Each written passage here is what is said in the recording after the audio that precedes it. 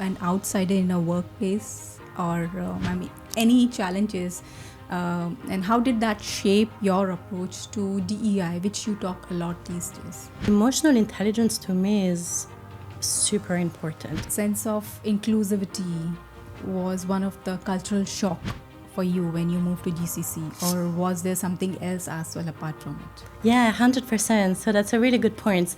So I moved from London to Dubai.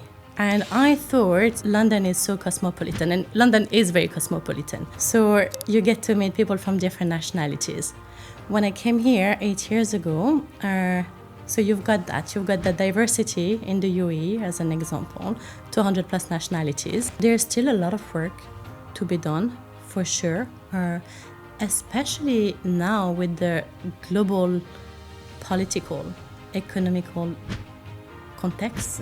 But do you really think that after all these facilities, all these policies, there are women, those who still face barriers in terms of the growth in the corporate? Yeah, for sure. And I don't know if it's women only. For sure, women still face. My family always taught me to speak up. If I don't feel comfortable about something, it means something is off, and I should not. Yeah, that's a really good point. So, you know how we were just talking now about the ownership. It is your responsibility to actually take ownership of where you want to go, where you want to grow. Sometimes we may not feel confident, not because we are not great speakers or not because we don't have the right experience. It's because we were not empowered by our leaders, by our family members. Let's always be open for feedback. Feedback sometimes are not easy to hear. They are not easy to implement. But if they come from people with great intention for our own growth, then we should be extremely grateful for that. And we should look for those feedback. Okay, so if you could redesign the work culture for the next generation, especially now the Gen Z thing is going on a lot, right? So what would be your first challenge? Hi everyone, and welcome to another episode of HerTalks, a podcast by Women First Jobs. As you all know, we have created this safe space for the females to come, share their stories, talk and discuss for the great changes they have built in the organization. Anything new they think that should be shared with the people out there to motivate so many females like you all. So, again, we have someone really great, inspiring, and special who is working amazing in the space of DEI in one of the industry people think is not easy for the females. So let's all welcome Miss Elodie Morvan.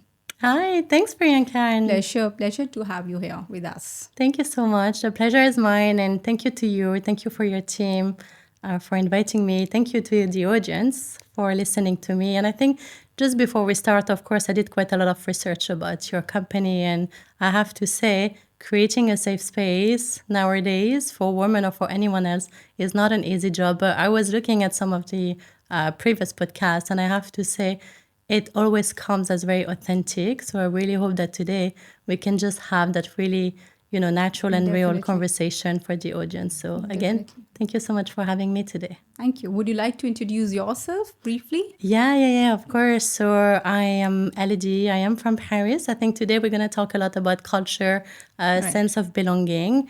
So interesting to set the context. I've been living in a couple of countries, and I have been leading diversity, equity, and inclusion, so DI, as well as cultural transformation for the past few years into different organizations. So from local organization, regional, multinational, as well as NGOs. Perfect. Let's dive in. Yeah, sounds really good. Yeah. So, Elodie, you have lived and worked across Paris, UK, now UAE, as well as I guess you worked in US as well. That's right. And now in GCC. So, how would you describe the thread that connects all these different chapters of your life? Yeah, that's a really good one. So I think there are few of them. I'll take one by one. I think the first one is people. So, and again, I like to set the context. I come from a family that is very multicultural. We grew up amongst different ethnicities and backgrounds and religions.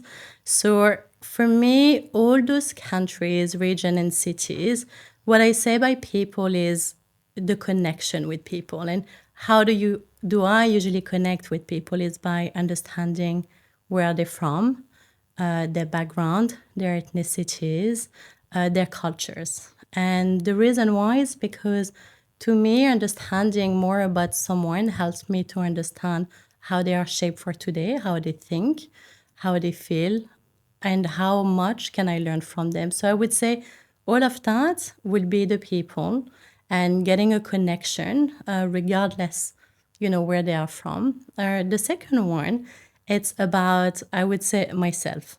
So it's that sense of alignment and that sense of identity where so many times I came across, who am I?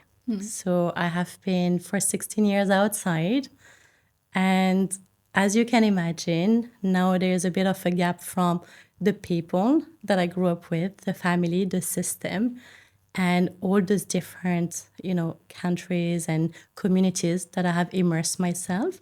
So what I mean by that second point is very much the search of alignment that has always been very constant.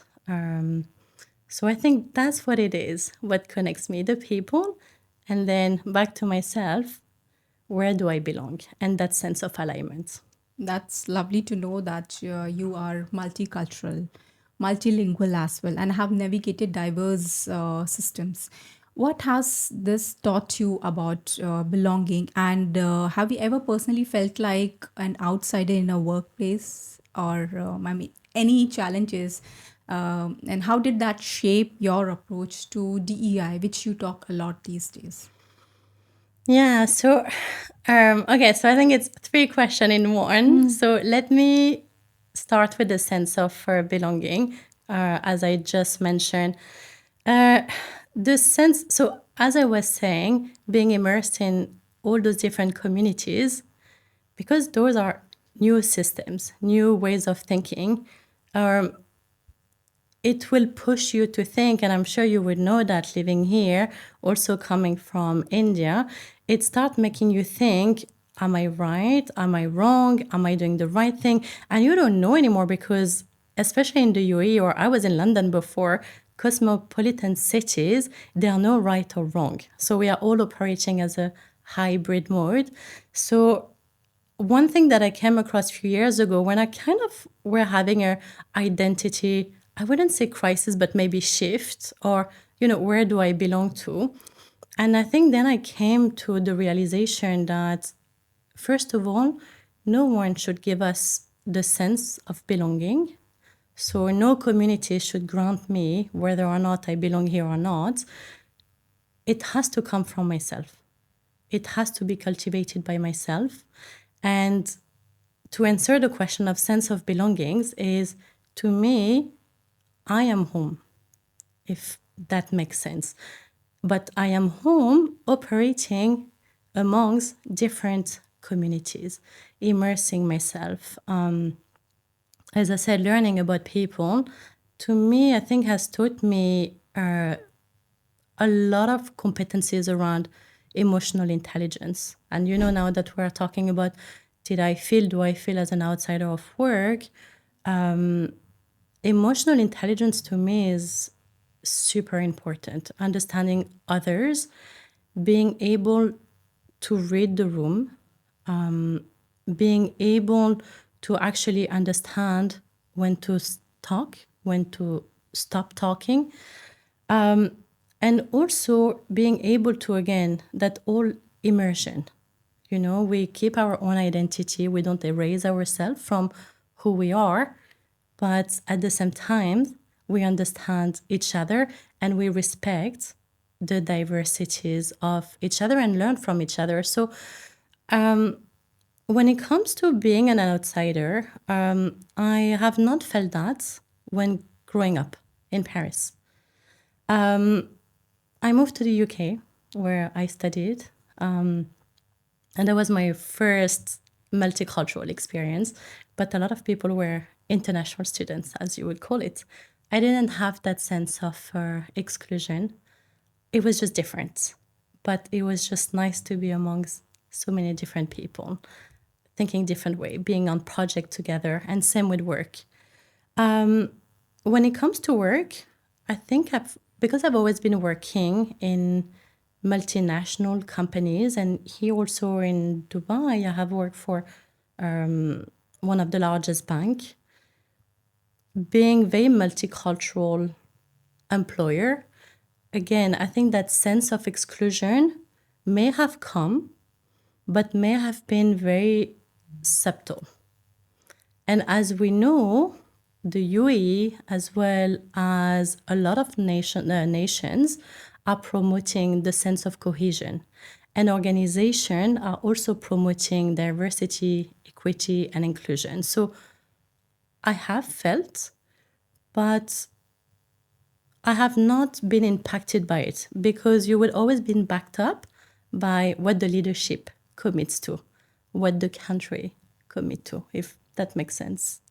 Okay, so you think that sense of inclusivity was one of the cultural shock for you when you moved to GCC, or was there something else as well apart from it? Yeah, 100%. So that's a really good point. So I moved from London to Dubai, and I thought London is so cosmopolitan, and London is very cosmopolitan. So you get to meet people from different nationalities. When I came here 8 years ago, so you've got that diversity in the UAE, as an example, 200 plus nationalities. You have that sense of inclusion, but I think more importantly than diversity and inclusion, so you've just talked about the shock, or maybe the realization, to me was the sense of cohesion that this country or this region is actually promoting. So diversity and inclusion is one, but that sense of inclusion where, and you see it, I mean, we feel it living here, you see the strong effort from the leaders to preserve the national identity, to preserve the heritage, the language. But at the same time, you see that UAE is promoting openness, collaboration, inclusion, and the leaders always say, it is your home. Absolutely. So I think that sense of cohesion, I have not felt in my previous countries. Back to France, maybe because I am French, I did not come across those questions because you're a French national. Right. But only when I came outside that I wasn't a national of that country, I started thinking, where am I in that map? And really, that sense of cohesion to me is something that is very beautiful, actually. And that makes me very fulfilled as not only professionally, that I'm supporting diversity, equity, and inclusion, but even personally, this is something that is reinforcing my desire to advance the society. And I think this is the best part about this country. It makes you feel like home. That's right, 100%. Let's talk about workplaces. So, Sure. what do you think like a true inclusive environment is there in a workplace for an employee? I'm going to try to answer not as myself as an employee, not as, but I think as an organization at large. You want safety. You want your team members to feel psychologically safe in the workplace. So Right. I work in logistics. We have safety above all as physical safety. There are certain industry where physical safety is really important, more than other industry, but psychological safety is, to me, key. Now, what does that mean? It means feeling valued, feeling empowered, feeling heard, feeling supported. So I'll give an example. And I had example in my previous leaderships where I felt safe and I didn't feel safe. So I can share the two example. I feel safe is Elodie saying, I don't understand. I don't know what you guys are talking about. This is my opinion. It's not fully formed, it's not finalized, but I'm so safe to actually share my raw thoughts. So together we can just brainstorm. So this is that safe place. The non-safe place will be the one where you feel your voice does not matter. And I don't know, Priyanka, if you've had that, and it doesn't have to be only in the work environment. Sometimes our voice don't matter. And then what happens in that case, we don't bother and we just stay silent. Right, absolutely right. So I think to me, safety, psychological safety in the workplace, it is something that is key for team members to speak up, for team members to come together, to brainstorm, to share ideas, not being afraid of retaliation, and just bounce ideas to move things forward. So, yeah, that's the key one that I would say for an organization. In the past as well, you have led several DEI initiatives, as well as currently you are doing several or new initiatives in terms of diversity, equity, and inclusion as well. What were the things which really surprised you for those DEI initiatives, especially in Middle East? So, I think the key one that I got surprised when I got into it, and until today, that I'm still surprised, but in a very positive way, to me is the strong involvement of the leaders of the countries in the Middle East. A lot of national agenda, Vision 2020, 25, Vision 2030, all of those vision would have very strong KPIs and efforts towards diversity, equity, and inclusion for different dimensions. So the common ones are, I would say here in this region, would be women in the workplace.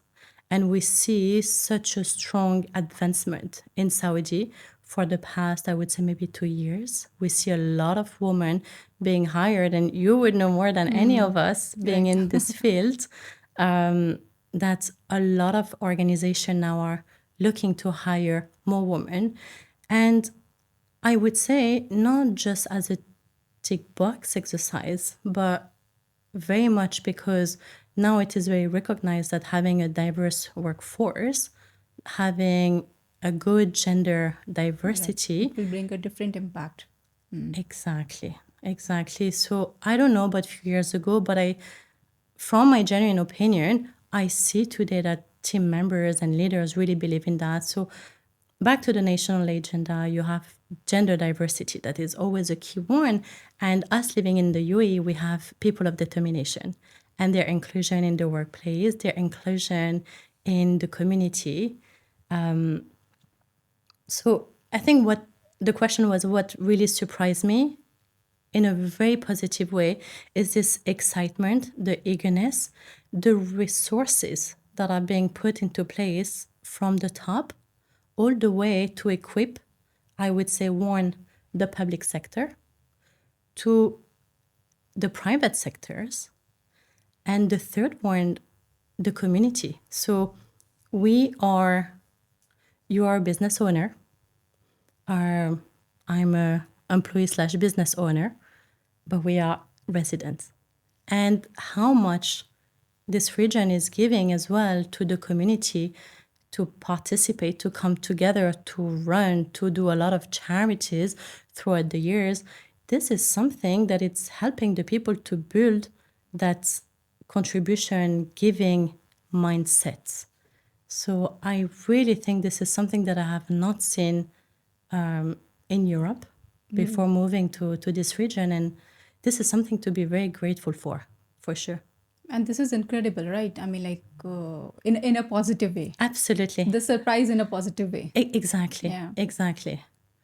So, as a former president of the Women's Network at a major UAE bank, which is incredible, what Thank you. progress have you witnessed in gender diversity over the last decade? Yeah, so as mentioned, we have seen huge progress. And I've been in that field for, I would say, a bit less than 10 years. There's still a lot of work to be done, for sure, especially now with the global political, economical context that is a bit shaking diversity and equity and inclusion, but we can come back to that. I think when I was having that role in the bank, so I just realized that, first of all, not all women want the same. Not all the women want to be promoted. Right. Not all the women aspire to be at a leadership position. Some women aspire to be just part of a ERG, employee resource group, to be heard, to share, to have fun, to make friends, Or maybe just financial independent. or just Could be. financial Yeah. independency. Exactly. So to me, that was a big realization, because I remember before taking on that role, and it was a side role. So my key role was to promote corporate social responsibility, but that was a side role within the bank. Outside of the intervention that we know of, awareness and mentorship programs that are excellent for any woman that actually wants to learn from each other, or not just woman to woman, but woman to men. There are also another bunch of women that we need to include that actually are looking for other than just career development. So again, the agendas of all those nations are there with the right policies, the right indirect and direct enforcement. So there's always the debate. Should you have a quota to have women? Should you have a quota for people of determination? Should you, have a direct or indirect reinforcement? Maybe if I may share my opinion, the direct enforcement will, of course, force organization. I think it is good to be there. It is good for the framework. It is good to have the policies.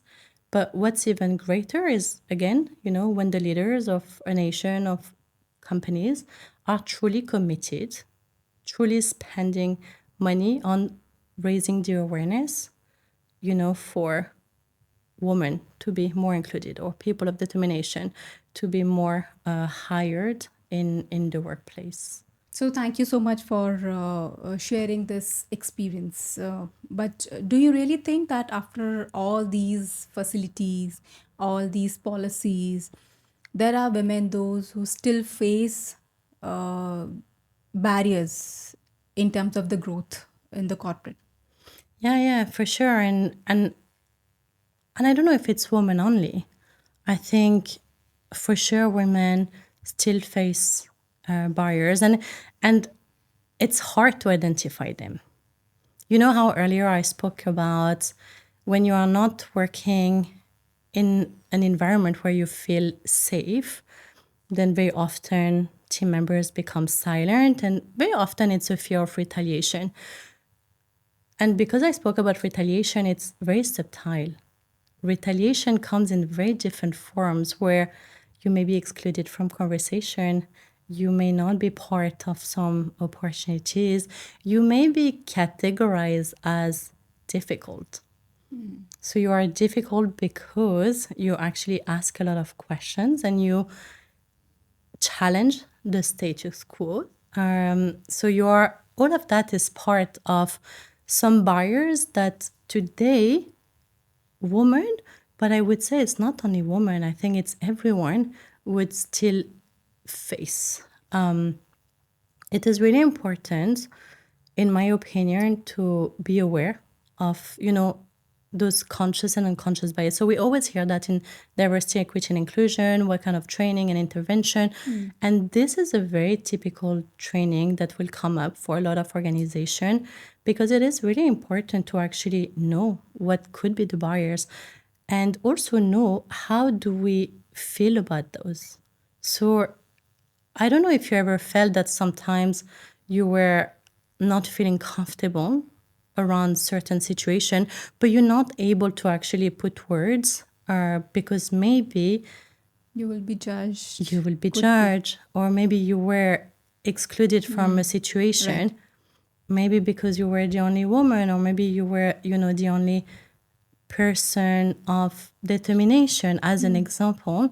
And yet, you would feel something, but you wouldn't be able to put words. For me, one thing that I say, my family always taught me to speak up. If I don't feel comfortable about something, it means something is off, and I should not disregard this. Even if I don't have the words. When we are young, we don't have the words to explain situation. But later on in life, when we read, when we learn, when we graduate, when we work, then words come to those feelings. So today, I may not have explanation for all the feelings, but I know how I feel. And I think this is very important for anyone to not disregard, their feelings. feelings, yeah. And people should know how to respect that. Absolutely. And I guess this is one of the big, part of diversity and inclusion and equality. It's we want to feel heard. We want to feel respected. We want to feel supported. And, I always said that we own where we are today. Yes, there will be luck. Yes, there will be certain support from families. But at the end, wherever we are today, it is thanks to our own efforts. This is what I believe. So when we feel something, this is on us to identify the root cause. Why do I feel this way? In which situation do I feel this way? And then why does that bother me? Why? And I think by doing that, this is when we can come up with solution. And hopefully in the future, if it's a very uncomfortable feeling or uncomfortable barriers, then we have the solution to move forward, because there would always be barriers.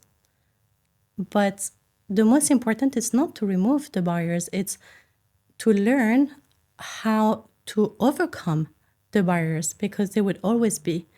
So I hope that makes sense on the barriers that I think women, but also anyone is still Right, facing today. right. No, I really like your advice, which you mentioned, that at least speak up. That's right. Yeah, whatever is there in your mind, any thought, anything is there. Don't wait for the perfect clarity or perfect timing, at least say. Is there anything else, any other advice which you would like to the women, those are struggling with the confidence or maybe visibility at the workplace? Yeah, that's a really good point. So, you know how we were just talking now about the ownership? It is your responsibility to actually take ownership of where you want to go, where you want to grow. When it comes to confidence and visibility, this is something that came up a lot when I was holding that side job in the bank. I think 2 points. A is I believe we are all the same.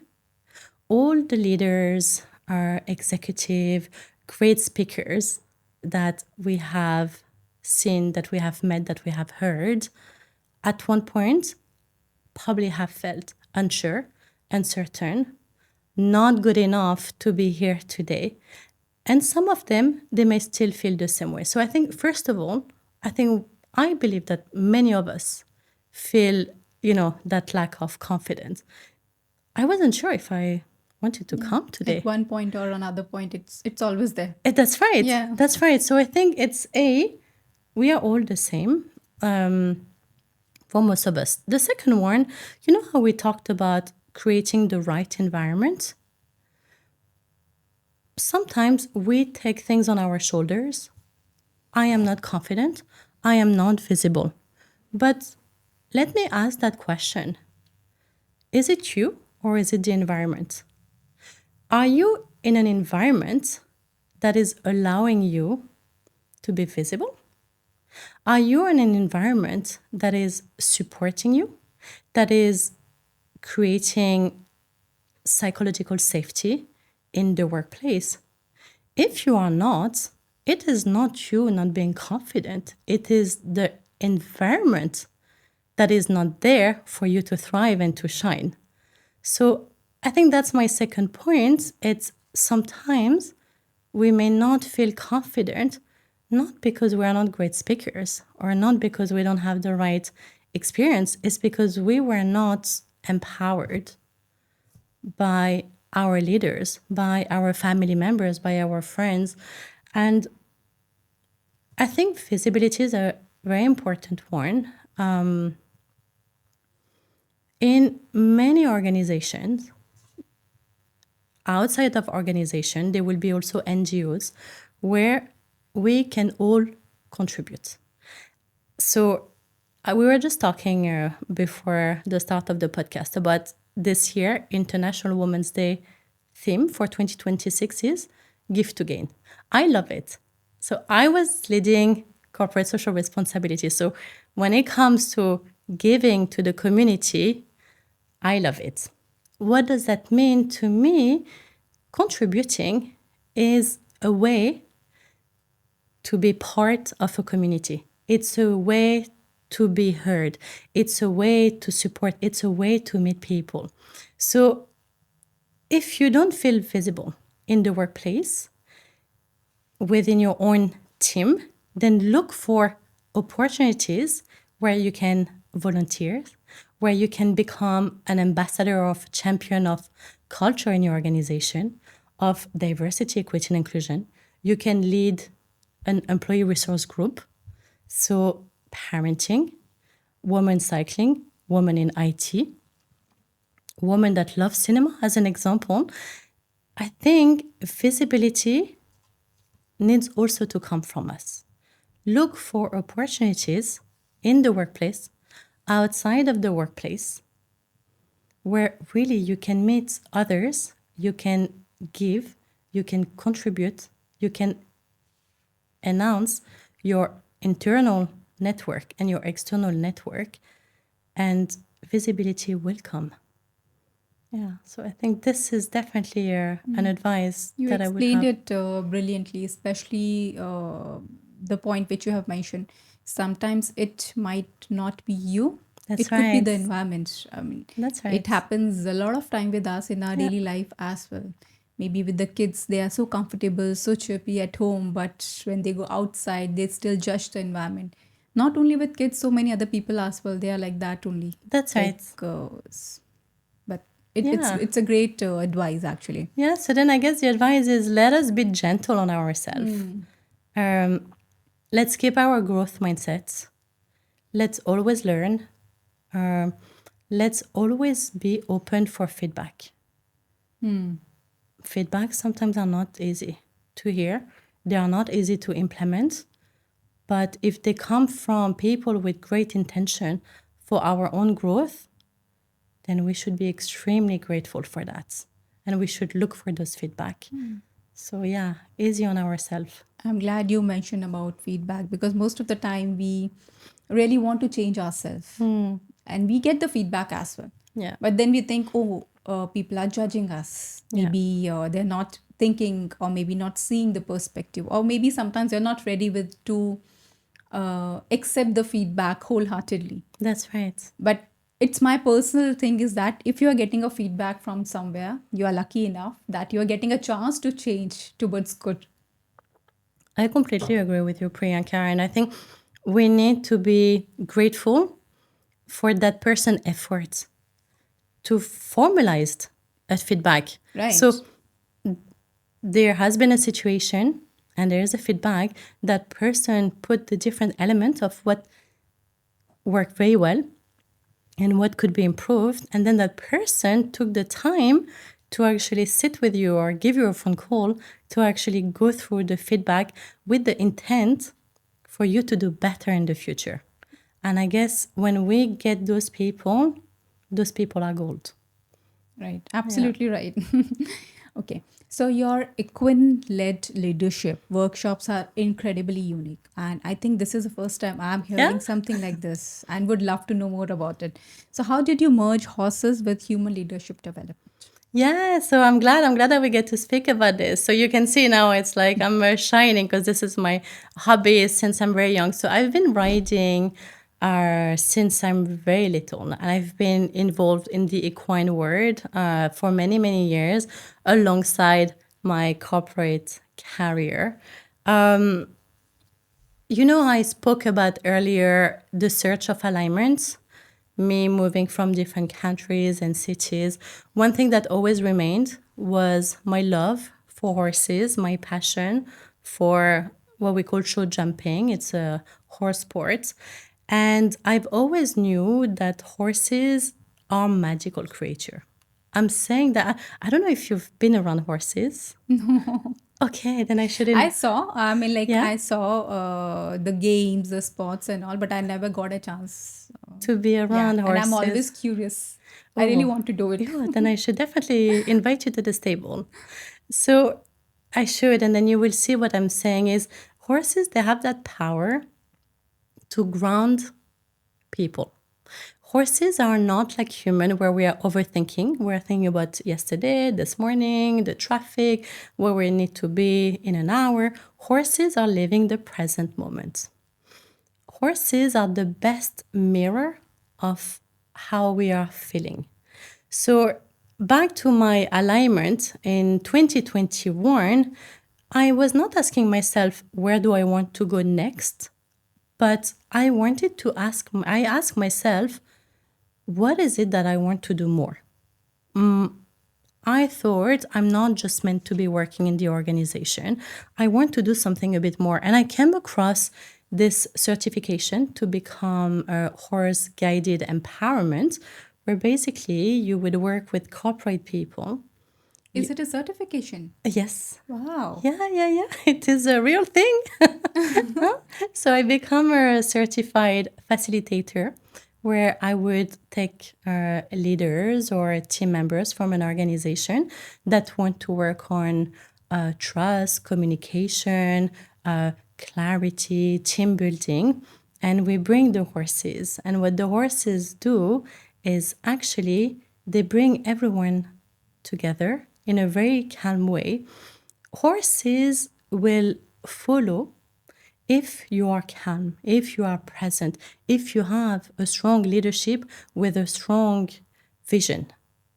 If you are very confused, if you are lacking of clarity, horses will not stick around you. Horses will not follow you in any exercises. So there's Oh a my God, really? yes, yeah, they're very, very powerful. Wow. So that's why horses are very often used as a tool. I mean, it doesn't sound really good, but as a tool to actually do the parallel between an organization and us working with horses on the ground. So when you look at organization, team members, they would follow strong leaders with effective communication, with great trust, with a clear vision.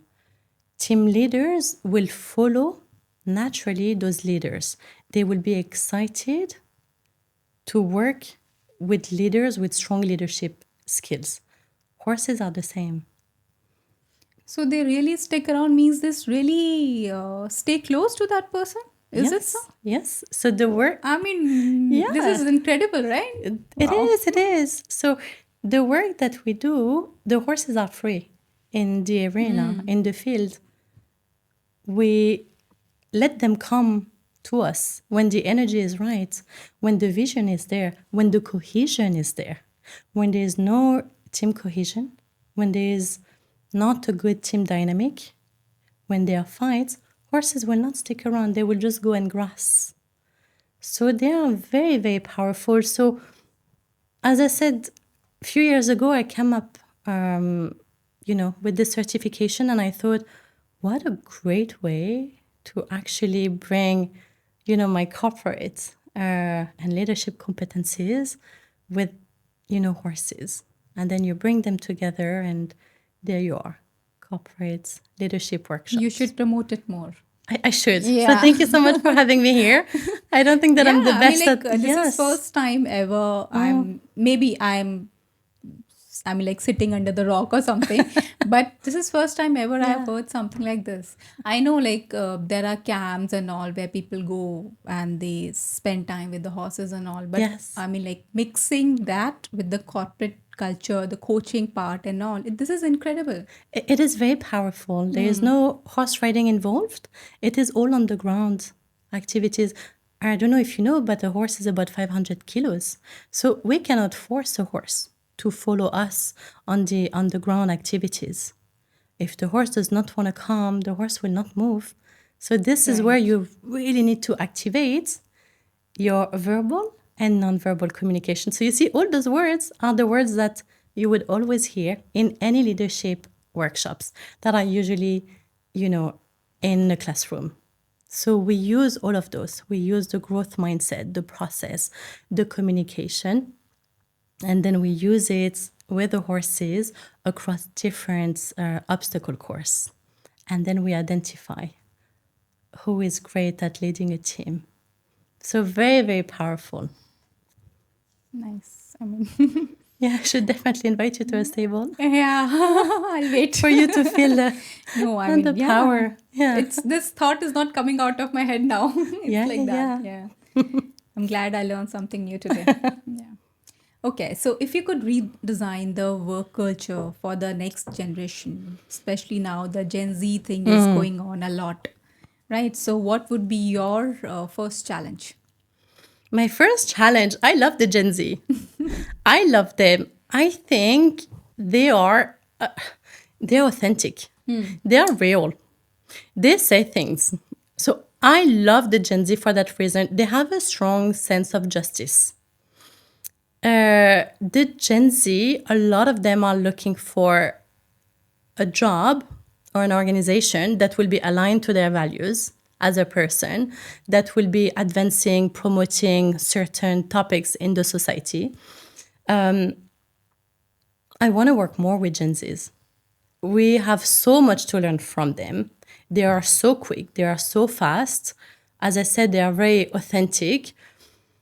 What is the challenge? I don't want to say challenge, to be honest, because I think, as I said, I admire their authenticity.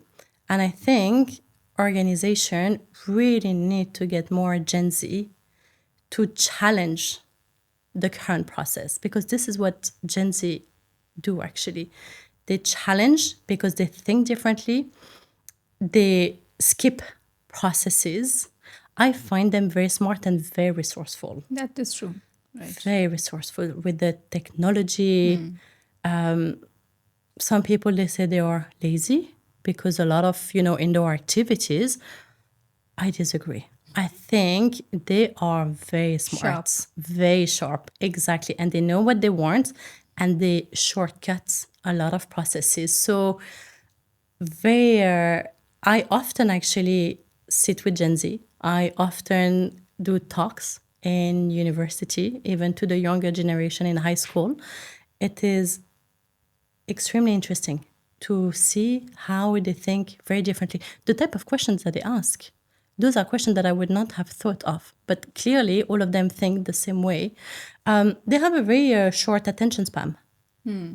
It could be because of the tech and all. That's right. You can say that, right? That's right. Like even shorter than ours, and obviously shorter than our parents. But this is how it is. So it means we need to be so impactful. And this is what I like about the Gen Z. The Gen Z are not about, tick boxing. To me, they are very much about having a real impact in a quick manner. Okay. Let's talk, as you use this word, tick boxing. Yes. So, okay. I want to know, like, is DI losing its impact in most of the companies, or companies are taking it more seriously because they just want to tick a box or check in the box for this particular thing? I think that is a question that is coming a lot. Where are we standing with DEI, so diversity, equity, and inclusion? I think it is being challenged at the moment. It is being tested. I think maybe that is the word. Right word. Yeah, I think DI is being tested nowadays. And I've mentioned earlier about the political situation. We see new presidents that are challenging the importance of diversity, equity, and inclusion. There are governments that are removing, cutting funds towards, certain communities in their own countries. So I want to say, tested in a sense that if an organization from the start has always been genuinely committed to DI, believing in the benefits of having a diverse workforce, then today, to me, DI is still as critical and as important as it was before. But we know that a lot of organizations are using it as a slogan. Now, I'm working in HR. Employees feel when DEI, sustainability, are a statement and a commitment. And I think those are very critical. If an organization is truly committed into DEI, then it will attract, and we just talk about the Gen Z, it will attract talent that truly believe that it is important to work for an organization that is, socially, environmentally responsible and supporting the community. So I hope it answers. As part of my scope, I look after different countries in this region as well as in Asia. Everybody will have a bit of a different priorities when it comes to DI. So while, for instance, in India, women in the workplace is pretty advanced, there are other countries where they are not there yet. So I hope my answer is not too generic, but it's a bit hard depending on the maturity of the country and depending as well on the maturity of the organization. People are customizing it as That's per right. their own That's right. yeah. Also as per their own priorities and what the nations are also promoting. We talked earlier about Saudi and UAE visions. They are promoting a lot about diversity. So do you really think that the term women empowerment is losing its becoming overused, or it is still necessary? Yeah, of course. I think it will always be necessary, always be very relevant. This is a personal opinion. What I struggle with women empowerment is, it's not that I struggle. I think it gives the lens towards women that need to do the work.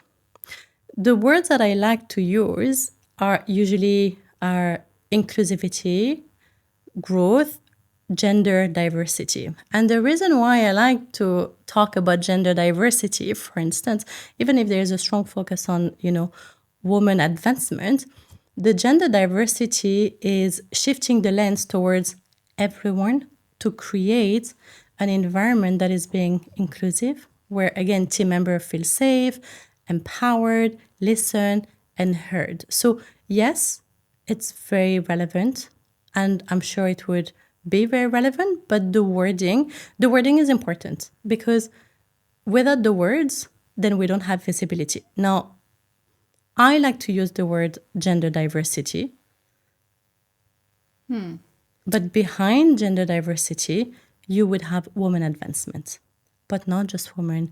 You need to move the entire culture, not just policies. You need to move everyone, and everyone will be both genders. For me, it is gender diversity and financial independence. That's right. That's right. Which is important. Absolutely. Absolutely. Okay.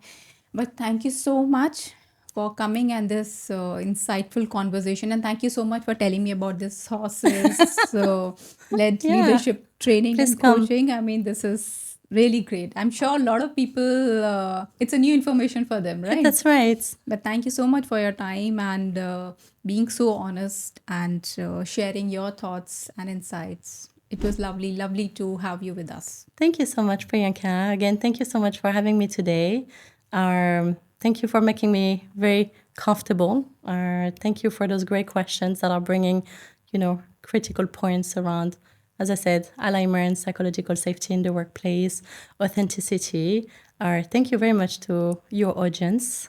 I hope they find some key insights Absolutely. and action to feel more comfortable and confident to move things forward. So thank you again for having me today. Pleasure. Thank you. Thank you.